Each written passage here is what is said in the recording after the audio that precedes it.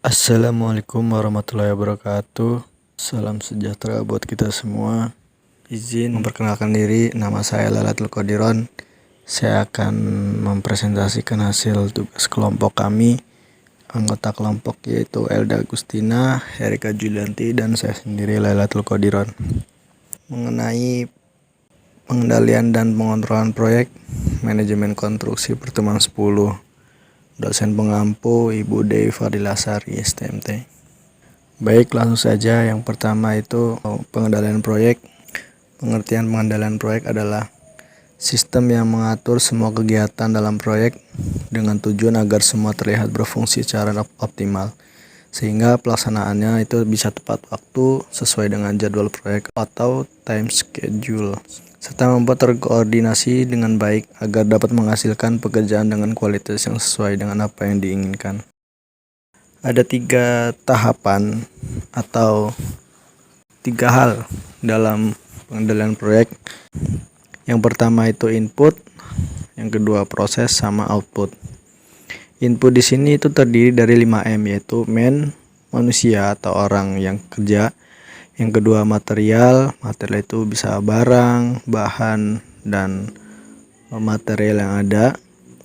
Yang ketiga itu metode pengerjaannya.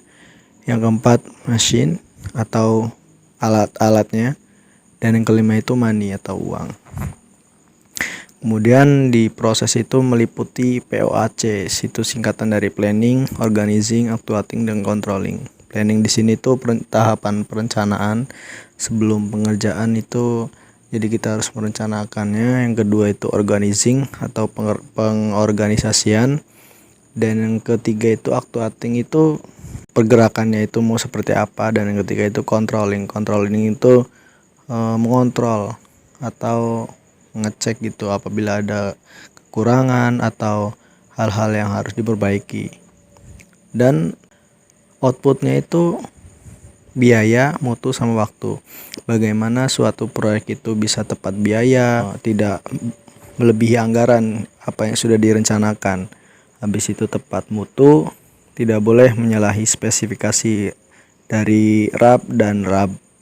Yang ketiga itu tepat waktu, itu sesuai dengan time schedule yang sudah diatur, ya setidaknya tidak melenceng jauh gitu. Kemudian tujuan dan fungsi pengendalian proyek itu tujuannya adalah usaha untuk meminimalkan penyimpangan agar sesuai dengan apa yang sudah direncanakan. Nah, fungsinya itu untuk meletakkan dasar sasaran proyek, yaitu jadwal atau waktu, biaya, dan mutu. Fungsi pengendalian proyek itu ada beberapa. Yang pertama itu pengendalian waktu. Untuk mengendalikan waktu dapat digunakan time schedule dengan adanya kurva S, bar chart, updating, dan analisis varian. Kurva S sendiri itu merupakan kurva atau sebuah grafik di mana kita mengatur waktunya agar pengerjaan sesuai dengan waktu yang telah ditentukan. Yang kedua itu bar chart. Bar chart itu grafik batang perbandingan antara pekerjaan yang satu dengan yang lainnya gitu. Habis itu updating itu menggambarkan atau memperbarui time schedule. Umumnya itu dilakukan mingguan. Dan yang keempat itu analisis varian atau membandingkan varian yang lama dengan varian yang baru. Fungsi pengendalian proyek yang kedua yaitu pengendalian mutu. Pengendalian mutu adalah mengendalikan jalannya pelaksanaan proyek agar mendapatkan mutu yang baik dan sesuai dengan syarat yang ditentukan dalam kontrak. Pengendalian mutu itu meliputi evaluasi yang pertama atau perbaikan terhadap pelaksanaan kegiatan dengan pedoman pada standar dan peraturan yang berlaku, yang bertujuan agar hasil dari kegiatan tersebut itu sesuai dengan perencanaan.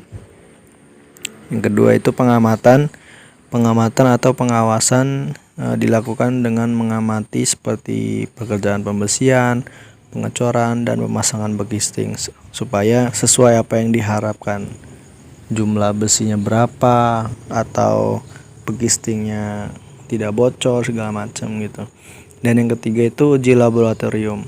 Sampel seperti beton diuji kekuatan tekannya di laboratorium dan baja diuji kekuatannya. Dan yang keempat itu laporan harian, laporan mingguan, laporan bulanan, dan laporan akhir. Yang kelima itu meeting. Meeting dilakukan biasanya itu bulanan atau mingguan atau meeting khusus ataupun meeting dadakan. Yang ketiga itu fungsi pengendalian proyek, itu pengendalian biaya. Pengendalian biaya dalam suatu kontrak atau surat perjanjian dimaksudkan agar pengawas mengetahui dan mengendalikan agar biaya proyek tidak melebihi anggaran yang sudah direncanakan. Dasar perencanaan biaya biasanya adalah RAP. Perencanaan dan pengendalian biaya dapat dilihat dari dua sisi. Yang pertama itu perencanaan dan pengendalian biaya dari sisi owner. Itu tahapannya ada ide, studi kelayakan atau layak atau tidak, habis itu perencanaan, kemudian lelang, habis itu pelaksanaan. Kemudian yang kedua itu perencanaan dan pengendalian biaya dari sisi kontraktor. Ada 3 tahapannya, yaitu lelang, pelaksanaan, dan FAO atau final handover. Kemudian bab 2 itu pengontrolan proyek.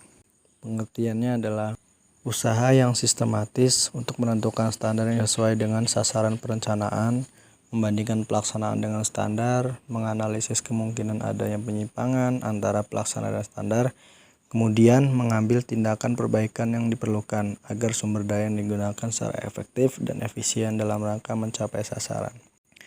Kemudian macam-macam pengontrolan proyek itu yang pertama adalah pengontrolan biaya proyek.